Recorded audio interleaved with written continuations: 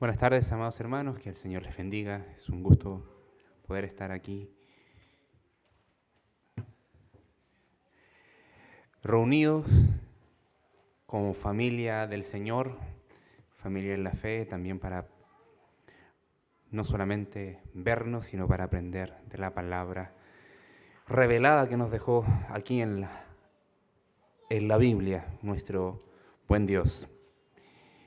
Antes de comenzar con el sermón, recordar, manteniendo en la memoria a nuestro pastor Matías, con su padre, su familia, que están prácticamente en una situación compleja como familia, están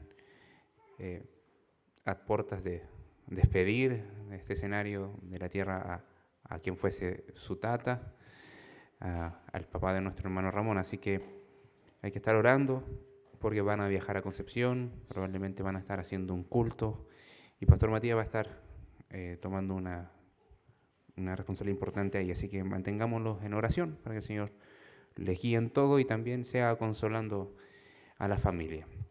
Y mantengamos en oración a todos los que no vemos por motivos de salud o por X motivo, pues podamos estar orando por ellos. Bien, habiendo dicho eso, comenzar señalando, no sé si acá hay muchos que les gusta nadar bajo el agua.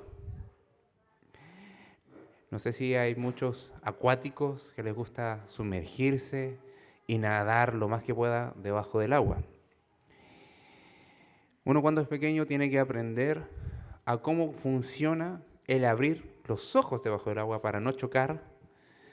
Muchos de nosotros, o yo en lo particular, varias veces nadando debajo del agua con los ojos cerrados porque me da un poco de susto, chocaba con personas. Ahí me compraron anteojos para nadar y poder ver sin ningún problema hasta que pude acostumbrarme a abrir los ojos y ver como se pudiese ver debajo del agua. ¿Por qué menciono esto? Porque lo que vamos a ver hoy pareciera que el Señor está viendo debajo del agua, viendo donde nosotros no podemos ver bien. Cuando aparentemente todo está funcionando, el Señor está diciendo en el pasaje que vamos a ver hoy, Isaías, continuamos con nuestra serie que comenzamos la semana pasada, en Isaías, el capítulo 1, vamos a estar viendo que el Señor está apuntando algo. El pastor Matías comenzaba señalando sobre un diagnóstico importante que el Señor le daba a la nación y que es importante en términos de la salud. Es importante que nos digan qué es lo que tenemos, que se descubra lo malo que podamos estar experimentando o que tenemos.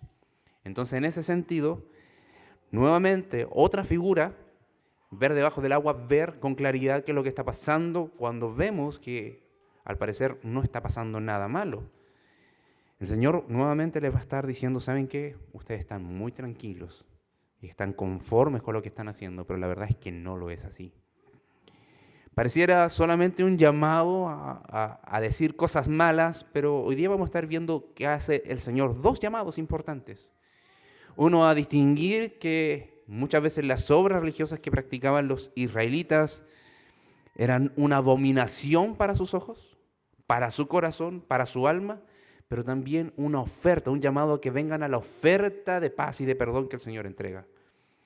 Un mensaje prácticamente que podemos decir que es como el Evangelio mismo. El Evangelio comienza exponiendo que nosotros estamos separados de Dios y que necesitamos un Salvador. Bueno, acá está diciendo prácticamente ustedes creen que están conmigo, pero finalmente están separados de mí. Y así que yo les ofrezco la solución. Recordar que Isaías fue un profeta que estuvo viviendo, sirviendo y llevando el mensaje de Dios a la nación de Israel, principalmente cuando Israel estaba dividido en dos. Encontramos el reino del norte, Israel, el reino del sur, Judá. Su ministerio fue en Jerusalén. Se entendía que prácticamente él era una de las personas que estaba dentro del palacio. Era alguien, incluso algunos dicen que era familiar del rey que había muerto, Usías. Así que tenía una formación ardua, conocía las Escrituras y el Señor lo toma para llevar su mensaje. Un mensaje que confrontaba el pecado, pero que también traía esperanza de redención. Esto fue cerca de los 740, 700 antes de Cristo más o menos, algunos agregan al 686 más o menos, que ese fue el tiempo donde se llevó el mensaje y se escribió esto. Pero también hay mensajes que van al reino del norte de Israel, Samaria, antes de que cayera en cautiverio por los babilonios. El punto es que lo que vamos a estar conociendo hoy, queridos hermanos, probablemente ya lo has leído, probablemente ya has indagado en esta carta o mejor dicho, en este libro, pero el Señor nos invita a salir de nuestra idolatría y a tener la disposición de ir a estar a cuentas con Él. El Señor nos va a estar llamando, nos va a hacer un llamado a salir de nuestra idolatría y estar a cuentas con Él.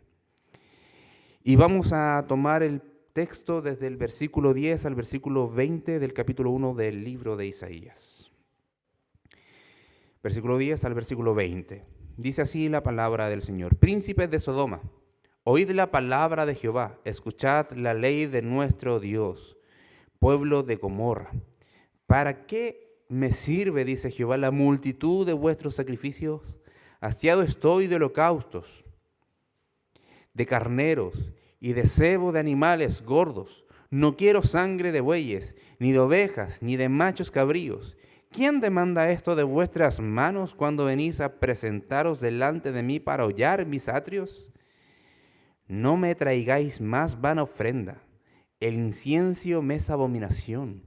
Luna nueva y día de reposo, el convocar asambleas, no lo puedo sufrir. Son iniquidad vuestras fiestas solemnes.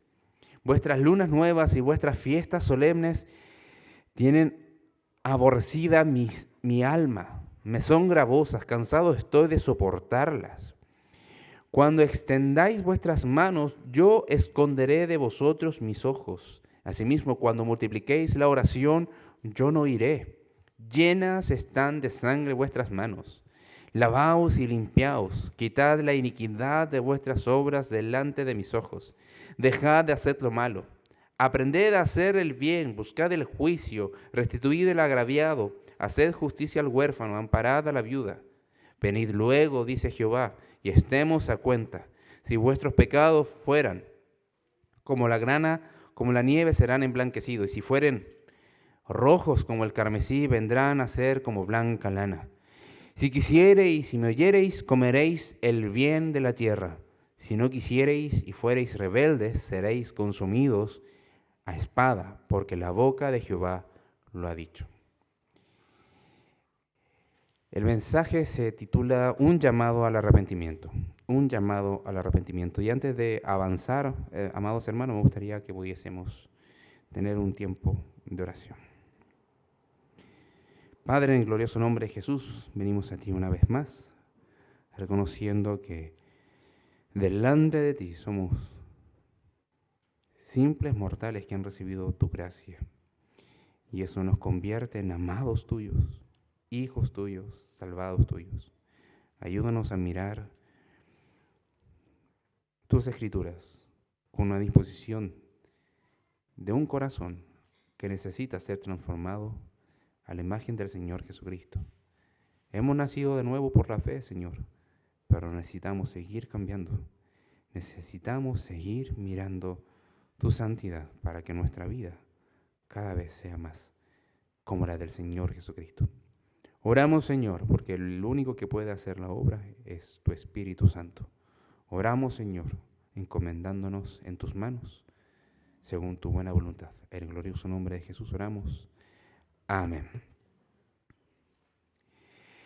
Bien, lo primero que vemos acá, queridos hermanos, es algo que no parece ser lógico, pero es un llamado del Señor, una invitación a que el pueblo de Israel de la época evaluara y examinara cómo estaba llevando a cabo sus rituales, sus fiestas, cómo estaba llevando a cabo la observación de la ley.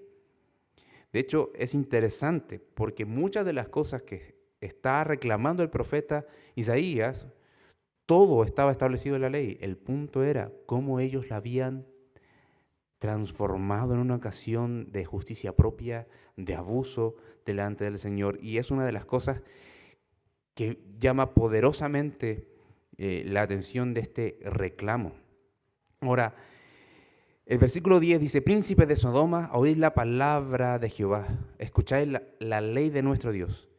Y luego dice: pueblo de Gomorra. Pueblos que ya habían sido destruidos por el juicio de Dios, por la abundancia de pecado, la falta de arrepentimiento. Pueblos que habían sido consumidos casi del todo, exceptuando Lot, que salió, y sus hijas de esas tierras. Entonces está nuevamente haciendo un llamado, ya no a los cielos, ya no a la tierra, sino que a la gente, a su pueblo, aquellos que muchas veces los llamó hijos, aquellos que muchas veces los llamó como pueblo adoptado, un pueblo escogido, aquellos que han sido receptores de toda la bendición del Señor.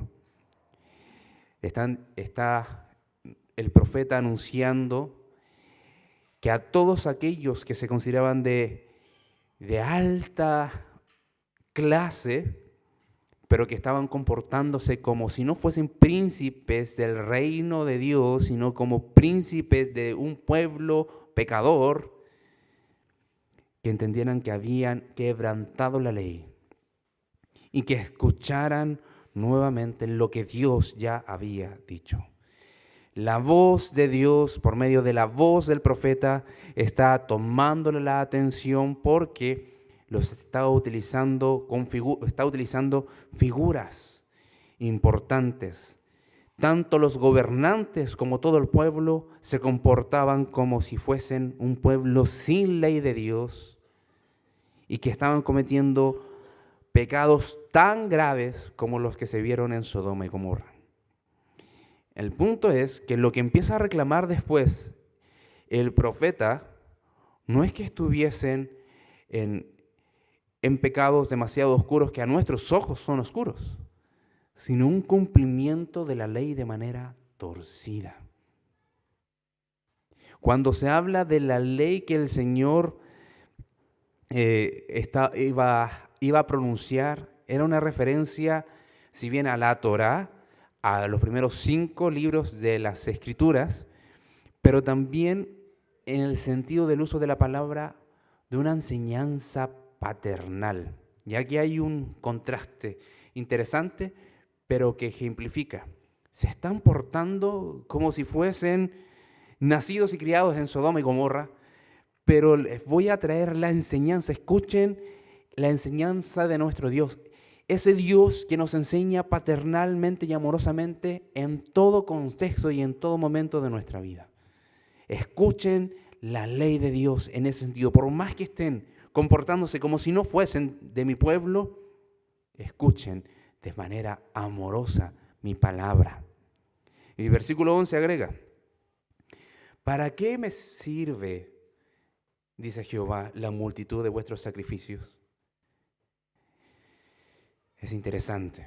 Está diciendo, todo lo que ustedes han construido en su religión y rituales, que yo establecí por ley, en la ley de Moisés, como ustedes lo llevan a cabo, es ineficaz. Y es más, hace 3 afirmaciones. ¿Para qué me sirve? No significa nada para mí. ¿Qué son para mí lo que hacen ustedes? Hastiado estoy, dice. No añaden nada, absolutamente nada a lo que yo les mandé. Tengo más que suficiente con lo que ustedes me están entregando. Y por eso redunda, al final dice, no quiero sangre. O en otro sentido, en una traducción fiel al hebreo es, no tengo placer en la sangre que ustedes están sacrificando. O derramando o entregando. No hacen nada de acuerdo a lo que yo les estaba solicitando. No quiero esta sangre que ustedes están teniendo porque no satisface lo que yo establecí en la ley. Debemos de recordar que la sangre era la principal eficacia del sistema sacrificial. Y en Levítico lo vemos, en Deuteronomio también lo vimos. Pero aquí lo que ellos estaban ofreciendo no lograba satisfacer a Dios, no respondía en una adoración a Dios. El Señor está diciendo y lo mantiene como de una forma perfecta en el tiempo. Todos los animales engordados que ustedes están trayendo y que son especialmente caros para el sacrificio y que están destinados para un sacrificio no son nada para mí. No se ajustan a mi voluntad. No se ajustan a lo que yo realmente estoy mandando. Por eso dice, ¿para qué me sirve? Dice Jehová. ¿Para qué me sirve lo que ustedes están ofreciendo? No tiene ningún impacto. De manera sencilla el Señor, por medio del profeta, está señalando que es totalmente insignificante, por más que sacrifiquen mucho. Dios estaba rechazando el culto externo. Pero pensemos un momento, la nación entera se estaba moviendo en función supuestamente de aplicar la ley. Estamos celebrando al Señor, estamos sacrificando lo que Él nos dice. ¿De verdad? El Señor está diciendo, ¿no están fijándose en cómo están ofreciendo lo que ustedes me traen al altar? Versículo 12 dice, ¿quién demanda esto de vuestras manos? Cuando venís a presentaros delante de mí para hollar mis atrios. La pregunta que plantea acá es muy fuerte. Es muy fuerte. El Señor nuevamente estableció los sacrificios y los holocaustos. Y lo estableció como un medio para encontrar el cubrimiento del pecado, para tener una comunión con Dios, para tener tiempo de adoración hacia Dios, donde confiaba que solamente Dios era capaz de perdonar, donde Dios solamente es el único que puede redimir el alma y que nos recuerda que el pecado paga con muerte, pero Dios entrega vida. Entonces, toda la ley, ya sea cívica, moral y ritual, lo que encontramos en el Antiguo Testamento, básicamente era para estar unido a Dios mientras esperaban la venida del Mesías. Ahora el Señor pregunta, entendiendo todo eso, y que supuestamente el pueblo estaba llevando a cabo eso, ¿quién demanda esto de vuestras manos? El Señor establece nuevamente y reclama para sí lo que le pertenece. Al final dice, ustedes se presentan delante de mí para hollar mis atrios, no para adorarme, sino para pisotear mi casa. Se presentan aquí con sacrificios supuestamente aceptables, según la ley, según ustedes, pero lo único que están haciendo es pisotear mi casa. ¿Quién pidió esto? Es como ver al Señor Jesucristo cuando entró a la casa en el templo y sacó a los mercaderes de la fe. Dijo, ¿en qué convirtieron mi casa? La convirtieron en una casa, una cueva de ladrones. Y aquí básicamente el profeta está diciendo lo mismo. ¿Quién les pidió esto? Cuando vienen acá la convierten en cualquier cosa, menos en un templo donde se debe de adorar a Dios. ¿Quién les pidió esto? Y esa idea de pisotear también puede significar una referencia a la abundancia de animales traídos. No era solamente el cordero, el becerro, no era el animal que ibas a sacrificar, era, si el Señor me está pidiendo uno, yo le llevo 2. Si el Señor me está pidiendo 5, yo le llevo 10. Creyendo que por la abundancia de sus sacrificios iban a estar cumpliendo de buena manera lo que estaba establecido en la ley. Y el punto acá es que no. Lo único que significaba era solamente una invasión de su casa, un pisotear sus atrios, y lo que estaban haciendo, según ellos, bien, para el Señor era una aberración y se desentendía de la obediencia de Israel o de Judá, de los habitantes de Jerusalén, de los judíos. Entonces, era solamente ruido, los pies de los animales en el pavimento, la multitud trayendo los sacrificios, era solamente un bullicio, una religión de rito y de formalismo donde el corazón no estaba presente, donde la fe no estaba siendo el eje central, donde el amor no era el motor, donde el arrepentimiento no se encontraba, donde no había una reflexión interna, una examinación personal y decir, cumplimos con esto porque Él es santo y yo soy pecador, sino porque tengo poder para poder llevar a presentárselos y lo hago. Y miren cómo yo me presento delante de Dios para cumplir con los ritos. Dios nunca pidió esto. Esto no es lo que había pedido Dios en un comienzo. No era la forma de acercarse a Él y por eso lo desautoriza. Por eso le dice, ¿quién les pidió esto? Siendo que las Escrituras está establecido cómo debían de hacerlo. Y ustedes lo están haciendo todo mal. De apariencia piedosa y obediente, pero mal. Agrega, versículo 13, no me traigas más vana ofrenda. Y le dice, por favor, no me traigas ofrenda vacía. El incienso me es abominación, es detestable. Es aborrecible, es algo que incluso puedo llegar hasta odiar. Dios está diciendo, lo que hacen en mi templo con mis leyes, ordenanza y fiesta con su culto es algo sin sentido. Es detestable, es insoportable. Dice la mitad del versículo, no lo puedo sufrir más. Es un hastío profundo en el corazón de Dios. Esto, como ya se mencionó, no es una mera acusación sobre el formalismo, que nace de un corazón desviado de la verdad del Señor. No es cumplimos, sino de un compromiso religioso desprovisto de la convicción profunda de arrepentimiento y de fe y de glorificar al Señor.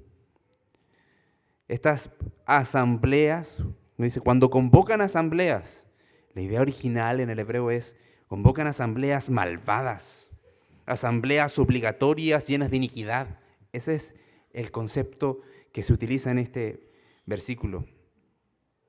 Y es impresionante. Es como si hubiese una alianza entre el pecado de la persona y un formalismo religioso por el cumplir. Es como vamos a hacer fiesta al Señor, pero esos que se unían básicamente son aquellos que tenían un propósito de abusar de los medios de gracia del Señor. Es como si tuviésemos una cueva de ladrones donde van ladrones a llevar ofrendas y cuando salen siguen siendo ladrones porque no hay arrepentimiento y cambio. ¿Cómo podría el Señor estar recibiendo esto? Ahora, no es el Señor descartar el sábado, no está descartando aquí el sábado diciendo no deben de cumplirlo. Dice, deben de cumplirlo, pero lo que están haciendo, lo están abusando de lo que el Señor está demandando en su ley. Jamás ha sido que la ley se cumpla por mera obligación, sino por amor al Señor. Entonces, aquí está la idea. Son iniquidad vuestras fiestas solemnes, las que estableció durante el año. Todas las fiestas que la nación debería de cumplir y proyectarse para cumplir durante el año, año a año, les son iniquidad. Iniquidad es la idea de maldad. Son maldad. Son maldad. No en sí misma, sino la práctica de los israelitas de la época. El pecado descrito acá es la religiosidad muerta, sin fe, sin amor al Señor, por cumplir, el cumplir por fuerza, por obligación, por obedecer a la tradición, por mera costumbre, y no por acercarse a Dios para ser impactado por su santidad, por su amor, su fidelidad, aún cumpliendo con cosas que son buenas en sí mismas. La corrompen. El punto de que son idolatría ante los ojos de Dios. Es abominación. Cuando se toma la práctica de fe de una manera sin fe, sin amor al Señor, se puede convertir incluso en una idolatría. Idolatramos el rito.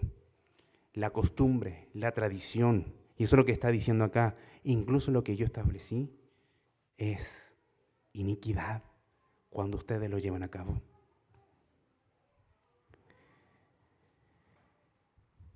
Cumplir sin esperanza, sin que los corazones tengan la realidad y la expectativa de tener una experiencia de caminar con Dios día a día y gozarse por ello. Yo cumplo, voy a entregar lo que el Señor me está demandando, sí, no porque simplemente es mi obligación, sino porque me voy a encontrar con Él y voy a disfrutar de su presencia, porque necesito andar con Dios, porque necesito caminar con Dios. No era cumplir por cumplir. El alma del Señor estaba tan saturada de la maldad de su pueblo que describe que su desprecio nuevamente llegaba hasta el odio. Vuestras lunas nuevas y vuestras fiestas solemnes las tiene aborrecidas mi alma. Aborrece, odia cómo es que el pueblo guardaba esas fiestas. Todo está establecido por Dios en la ley, pero llegó el límite de su paciencia. Cansada estaba de soportar lo que hacía el pueblo. Aborrece. Y la palabra aborrecer en esta idea es odiar, pero la expresión aborrecidas las tiene mi alma, o las tiene aborrecidas mi alma es las odio con todo mi corazón. La expresión es amplia, es fuerte, es determinante. No estaba el profeta diciendo, no hay que guardar, pero como ustedes guardan las fiestas y obedecen lo que el Señor está mandando, eso es lo que está mal. No es un desacreditar el sistema sacrificial en ese tiempo, sino su práctica. Su práctica que era inservible, inútil y que no estaban de acuerdo a la voluntad de Dios. Termina expresando lo que Dios haría por su falta de fe, por su falta de amor, por su falta de arrepentimiento y de reconocerse pecadores. Y esto es fuerte, es súper fuerte, queridos hermanos. Versículo 15 dice, cuando extendáis vuestras manos, yo esconderé de vosotros mis ojos. Dios voluntariamente los va a ignorar cuando clamen a Él. Cuando le oren y multipliquen sus oraciones, va a esconder su rostro. Se va a apartar de ellos. Va a decir, no los escucho. Cuando estén gimiendo a mi nombre, ustedes mismos, no los voy a escuchar.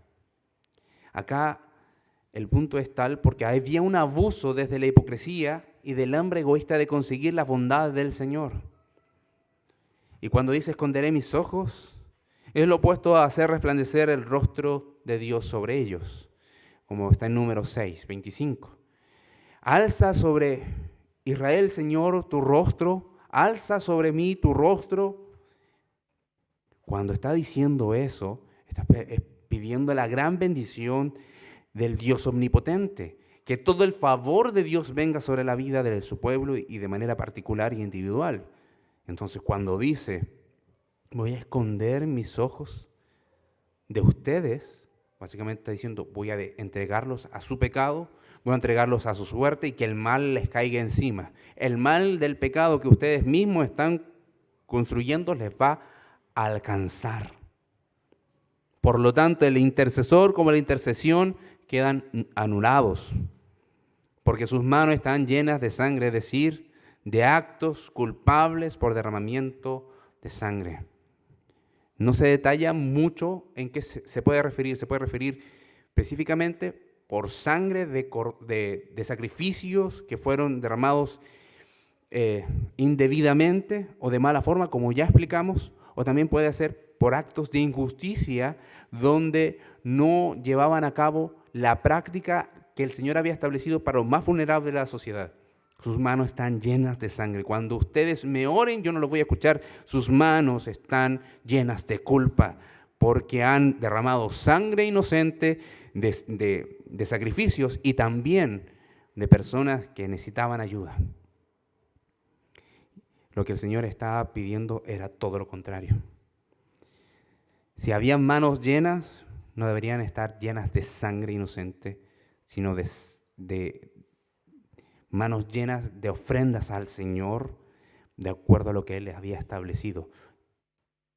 Manos llenas de ofrendas que el Señor había establecido, en gratitud a lo que el Señor había hecho. Y en este punto, queridos hermanos, es como, ok, es un mensaje al Israel de la época, es una denuncia abismante, es una denuncia totalmente severa. El Señor está descubriendo los corazones, está mirando debajo del agua y está examinando profundamente el sentido y el motivo por el cual hacen todas las cosas la nación de Israel. Ahora, la pregunta que cabe hacer acá ¿es posible que la iglesia pueda llegar a pecar de esta manera?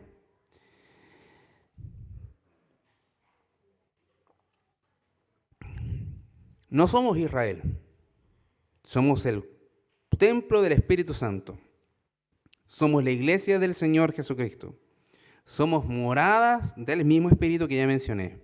Conocemos a Jesús, al Cristo de la gloria, su evangelio de manera completa. La pregunta vendría a ser, nuevamente, ¿puede la iglesia llegar a pecar de esta manera? Miren, queridos hermanos, si abrimos Apocalipsis, podemos encontrar algunos llamados similares.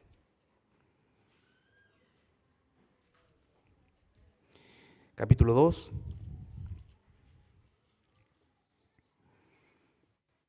Y 3.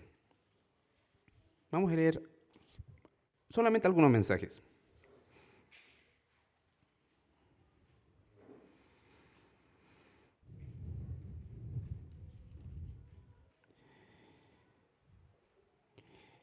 El mensaje más suave, podríamos decir, que encontramos de estos 7 mensajes a 7 iglesias de la época, la iglesia de Éfeso. Dice, yo conozco tus obras y tu arduo trabajo y paciencia y que no puedes soportar a los malos y has probado a los que se dicen ser apóstoles y no lo son y los has hallado mentirosos y has sufrido y has tenido paciencia y has trabajado arduamente por amor de mi nombre y no has desmayado.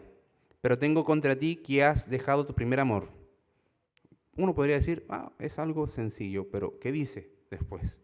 Recuerda, por tanto, de dónde has caído y arrepiéntete. Dejar el primer amor es un pecado. Por eso le manda a arrepentirse. Y haz las primeras obras, pues si no vendré pronto a ti, quitaré tu candelero de su lugar si no te hubieras arrepentido.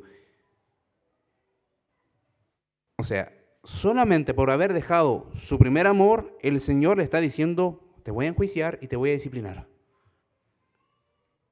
Quizás no estamos en el extremo, como vemos en Isaías, pero está diciendo, es posible que una iglesia fundada y establecida por el Evangelio del Señor Jesucristo pueda ser expuesta a un juicio similar, a una disciplina similar. Ahora, si avanzamos un poco a la iglesia de Filadelfia, capítulo 3, versículo 7, dice, escribe al ángel de la iglesia en Filadelfia, esto dice el santo, el verdadero, el que tiene la llave de David, el que abre y ninguno cierra, y cierra y ninguno abre. Yo conozco tus obras, he aquí, he puesto delante de ti una puerta abierta, la cual nadie puede cerrar, porque aunque tienes poca fuerza, has guardado mi palabra y no has negado mi nombre. He aquí, yo entrego de la sinagoga de Satanás a los que dicen ser judíos y no lo son, sino que mienten. He aquí, yo haré que vengan y se postren a tus pies y reconozcan que yo te he amado. Por tanto, por cuanto has guardado la palabra de mi paciencia, yo también te guardaré de la hora de prueba que ha de venir sobre el mundo entero, para probar a los que moran sobre la tierra. He aquí, yo vengo pronto, retén lo que tienes, para que ninguno tome tu corona. Al que venciere yo le haré columna en el templo de mi Dios y nunca más saldrá de allí. Escribiré sobre el nombre de mi Dios y el nombre de la ciudad de mi Dios, la nueva Jerusalén, la cual desciende del cielo de mi Dios y mi nombre nuevo. El que tiene oído, oiga lo que el Espíritu dice a las iglesias. A comparación encontramos solamente un mensaje de ánimo. Un mensaje de ánimo para perseverar en la santidad que demanda la obediencia a la palabra del Señor, a comparación de que simplemente vemos una ausencia de un amor en la iglesia de Éfeso y que podemos decir que eso es suficiente para disciplinarla y juzgarla. Entonces, tenemos en las Escrituras, al menos con estos ejemplos de las iglesias que encontramos en Apocalipsis, una misma invitación. La invitación es la misma. Si bien tenemos la garantía de la gracia de Dios, tenemos el perdón de Cristo mediante su sacrificio, no mediante nuestros sacrificios, pero el punto es el mismo. ¿Cómo es que nos acercamos a la casa del Señor, a sus leyes y sus mandamientos? ¿Es con el ánimo de venir a celebrar su bondad delante de su presencia o es cumplir por cumplir? ¿Es por obligación? ¿Es por tradición? ¿Es costumbre? ¿Es religiosidad? ¿Me aporta algo a mí en mi estructura de vida? ¿Simplemente estar por estar? ¿O es que realmente venimos en respuesta en gratitud de que amamos al Señor porque Él nos amó? Estamos pidiéndole al Señor que examine nuestro corazón y nos traiga la convicción a quién nos somos semejantes, a los príncipes de Sodoma y Gomorra o al príncipe de paz que es nuestro Señor Jesucristo. Esa es la aplicación de manera directa hacia nosotros. Siempre hay una exhortación de ánimo para la iglesia, pero también de evalúen sus caminos, cómo están sirviendo al Señor. No es un orar por orar, sino orar porque estoy en comunión con mi Señor y le amo. Quiero gozarme, quiero estar con Él, quiero disfrutar de su presencia en mi vida. ¿Cómo vamos a responder al llamado de oír su voz, su ley y su palabra? ¿Con la disposición de que nos examine? ¿O vamos a tener cierta resistencia porque tenemos una especie a veces de orgullo en nuestro corazón de que sí, a otro le puede pasar, pero a mí no? Hay otros que pueden ser religiosos, pero yo no. Yo nunca he dejado mi primer amor. Que el Señor nos ayude a evaluar que cada cosa que hagamos en el santuario del Señor, en la casa del Señor, sea con un corazón sencillo, transparente, sincero delante de Él. No por apariencias, sino porque realmente hemos visto la gran salvación que nos ha entregado. Si hay algo de lo cual tenemos que confesar, queridos hermanos, si esto, la simple lectura de la palabra del Señor, a mí me examina, no te demores en confesárselo al Señor. No busques resquicios en tu corazón de justicia para decir, no estoy tan mal. Si eres expuesto en algo, queridos hermanos, ven a Jehová y trata de estar a cuenta delante de Él. Porque podemos hacerlo, queridos hermanos. Cristo está ahí. Y ahí está su evangelio, su sangre preciosa, su cuerpo lacerado, pero también su resurrección. La otra parte, la primera invitación es decir, miren que Dios rechaza su práctica religiosa por todo lo que ya hemos mencionado. Ahora, del versículo 16 al 20, llama y hace que las personas o el pueblo oigan la voz de Dios y vayan a Él en arrepentimiento. Oigan a Dios y arrepiéntanse si es que lo eliges a Él. Esto es interesante. Entendemos que Dios es quien nos elige, pero acá establece un término importante. Pero lo primero que debemos de hacer es la acción del arrepentimiento, el mandato es ese. Cambiar de dirección, volver a calibrar el camino o calibrar la puntería, tratar de dirigir hacia donde está el blanco. Y les dice, lavaos y limpiaos. Quitad la iniquidad, dejad de hacer lo malo. Son puros imperativos, mandamientos. La acción del pueblo era, cambien de rumbo, límpiense, lávense, quiten la iniquidad y dejen de hacer lo malo. Todas estas referencias son a la purificación del alma por medio de los ritos de la ley, mediante la fe que se depositaba en la obediencia que el Señor había demandado conforme a los mandamientos establecidos. El problema no era la santidad que ésta exigía, sino los corazones perversos que lo ocupaban según sus criterios.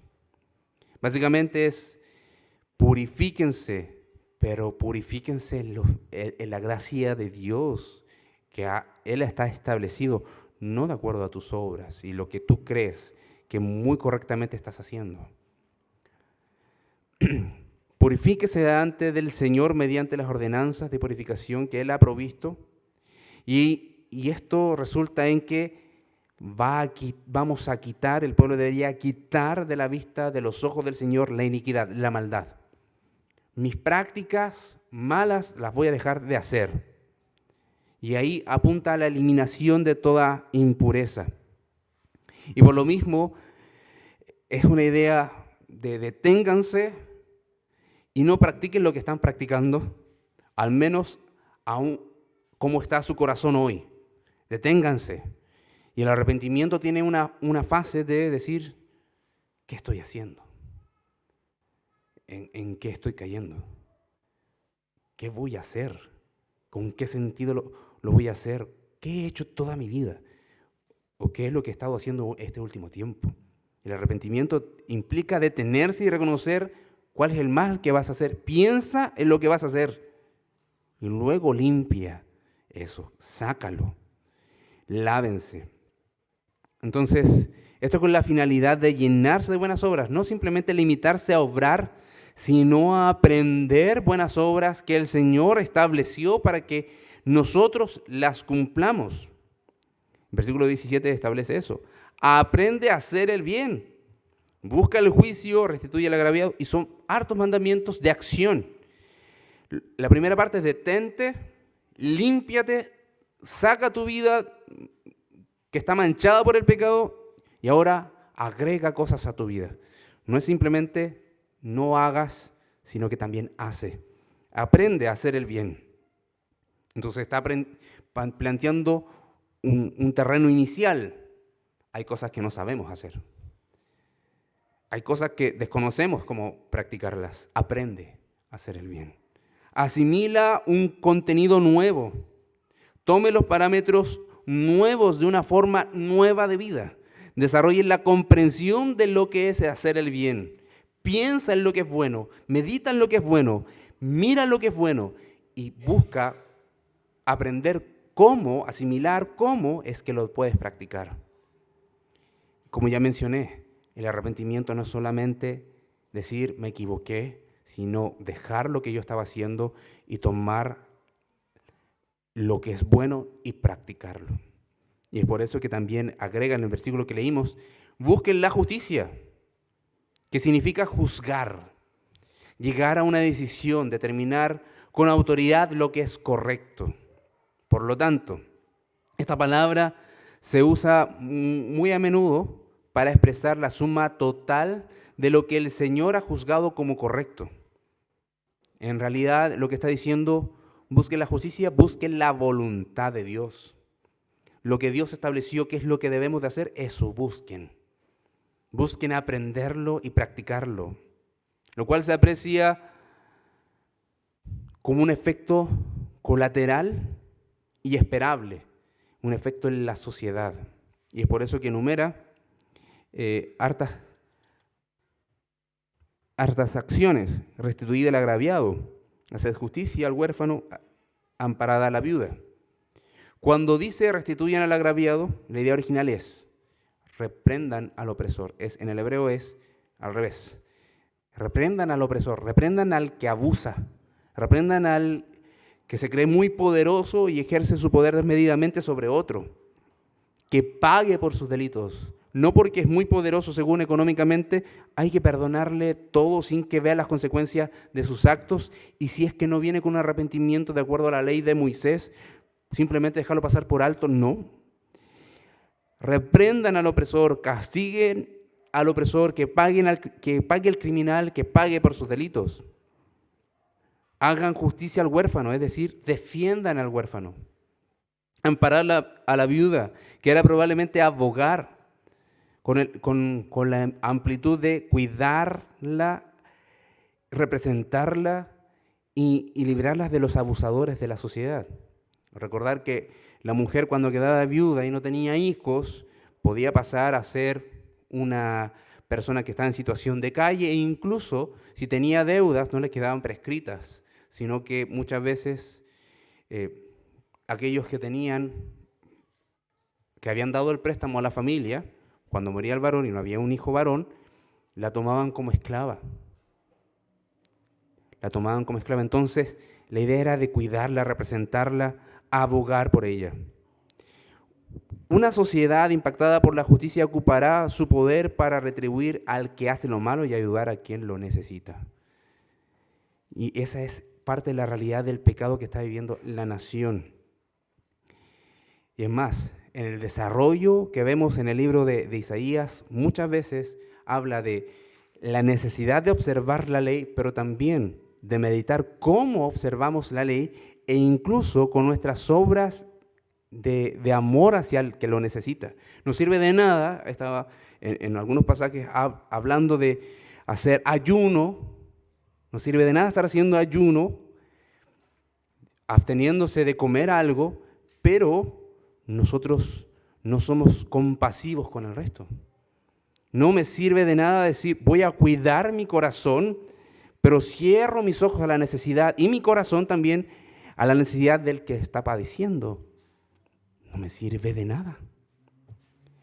Entonces, aquí encontramos una invitación clara de un arrepentimiento, de dejar la idolatría y buscar el camino del Señor, cuál es la justicia de Dios.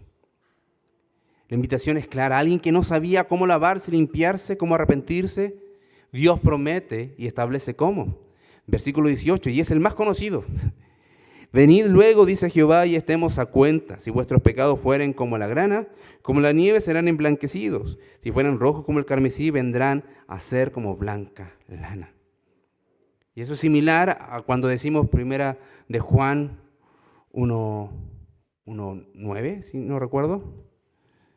Cuando decimos que nuestro Señor es fiel y justo para perdonarnos y limpiarnos de toda nuestra maldad. Es básicamente lo mismo.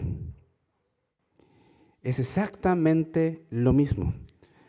Ahora, agrega ciertas acciones, pero no se limita solamente a eso.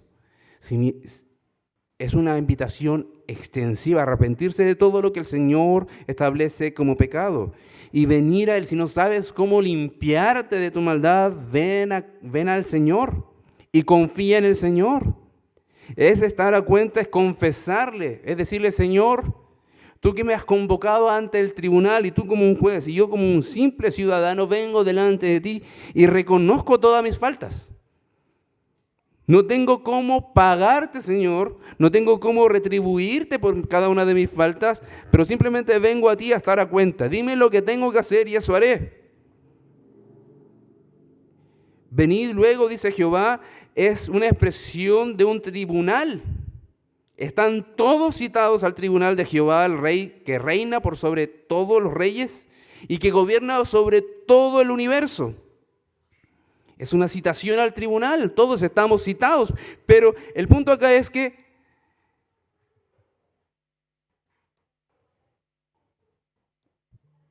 promete perdón. Promete perdón. No es simplemente voy a estar acá y voy a esperar que me tomen y me echen en la cárcel.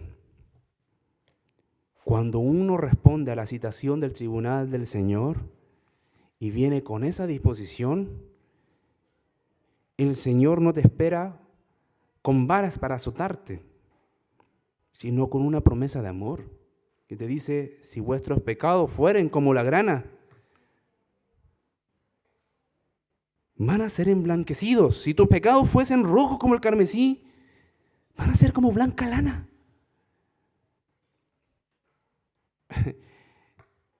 ¿A quién no le gustaría ser citado por un tribunal que le debe algo? O por una causa donde estamos más allá del cuello y nos digan, ¿saben qué? Ven, vamos a aclarar estas cuentas. Voy a ofrecerte un perdón. No me debes nada. Eso sería maravilloso.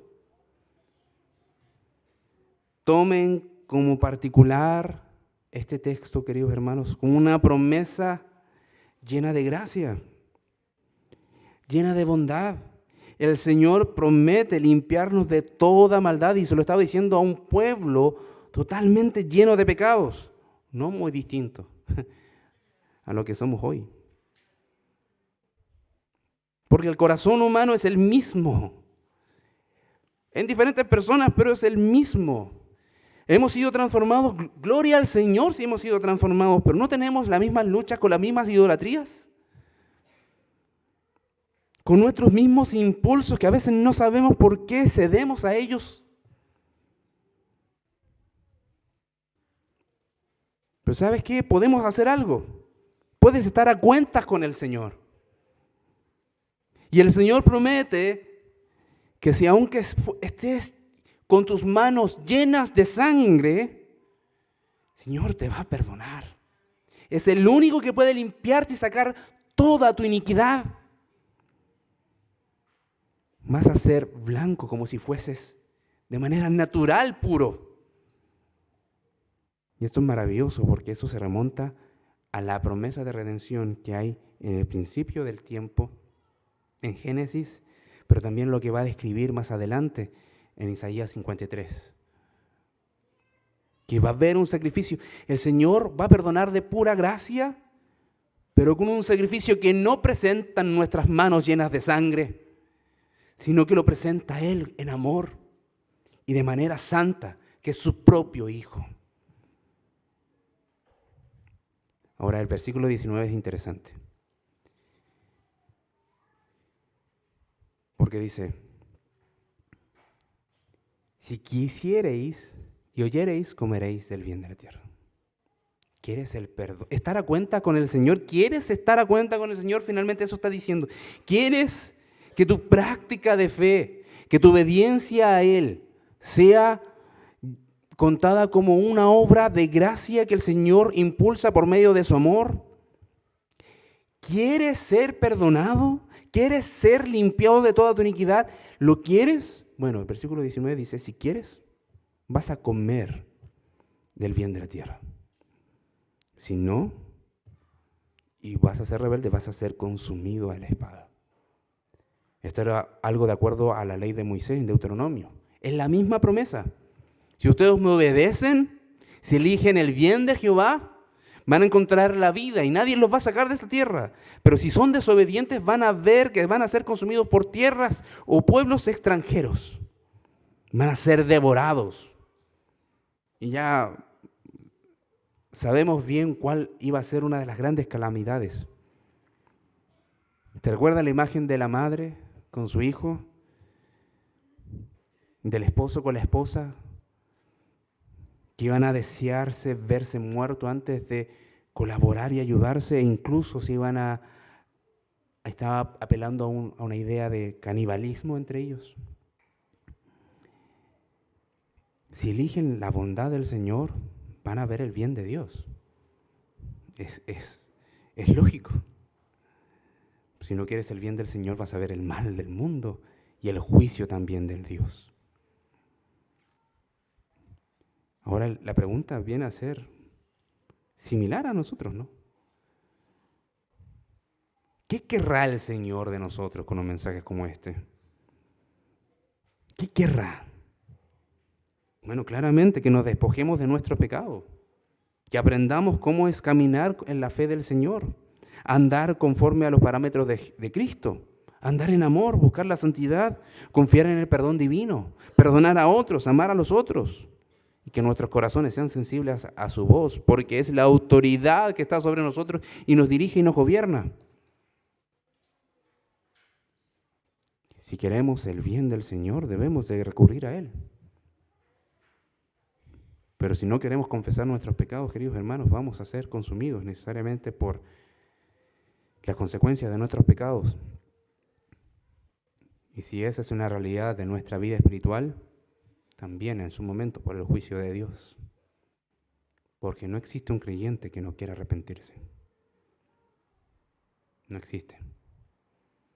Así de simple es. Cada creyente sabe que todo lo que se debe, su vida, todo lo que se debe en cuanto a su vida es por el Señor. Y no se mantiene delante de Dios en pie solo por su observancia a cumplir todos los domingos a venir a la casa del Señor, sino por los méritos de Cristo puestos en aquella cruz, que lo hace a Él, alguien que busca perseverar en santidad y en amor a Cristo. ¿Qué quiere del Señor de nosotros?